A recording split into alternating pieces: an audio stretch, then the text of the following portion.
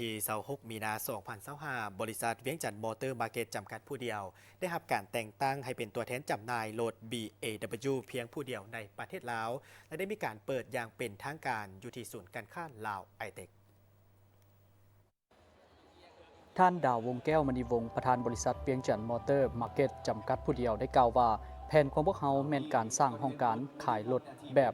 3S Showroom ที่พร้อมให้บริการลูกค้าด้านเวียกงานการขายเวียกงานศูนย์ซ่อมแปลงหลังการขายและเวียกงานด้านการสนองอะไหล่รถที่เป็นจุดสำหรับช่วยแก้ไขปัญหาให้แก่ลูกค้าภายในจุดเดียวสำหรับคำว่า Beijing Automobile First นั่นเป็นชื่อโรงงานผลิตรถ BAW ที่อยู่ภายใต้การบริหารของบริษัทเว่ยเชียวสมาร์ทออโต้อินเตอร์เนชั่นแนลที่เป็นบริษัทในเครือของกลุ่มบริษัทเว่ยเชียว Pioneering Group ที่ได้ก่อตั้งขึ้นในปีค.ศ.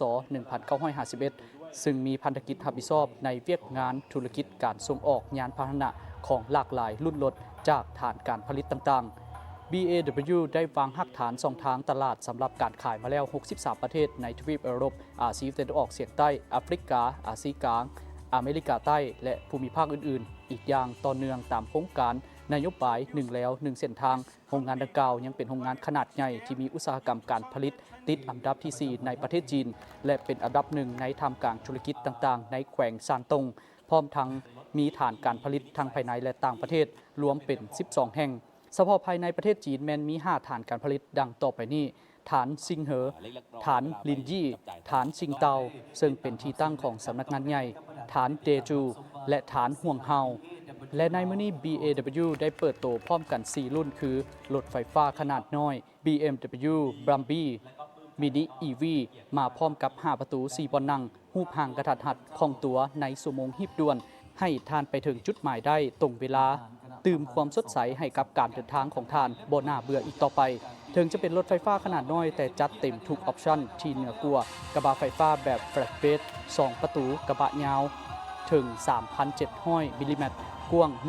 1,780 มิลลิเมตรและสูง 360 มิลลิเมตรมาพร้อมกับระบบเซฟตี้พื้นฐาน ABS EBD CBC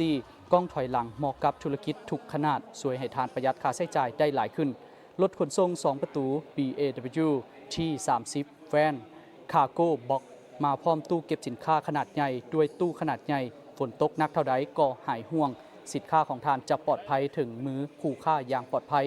รถตู้ไฟฟ้า BAW MPV EM7 ที่คุ้มค่าที่สุดของยุคนี้รถตู้คู่ใจพาทานเที่ยวได้ทุกพื้นที่เหนือจนใต้หรูหราทันสมัยเปิดประสบการณ์ใหม่ในการขับขี่ในราคาที่สุดคุ้มมี 2 แบบให้เลือกคือ7 บอลนั่งและ 11 บอลนั่งทานสามารถเข้าเบิ่งตัวจริงในงานที่ศูนย์การค้าไอเทคตึกเก่าจนฮอดวันที่ 30 มีนาคม 2025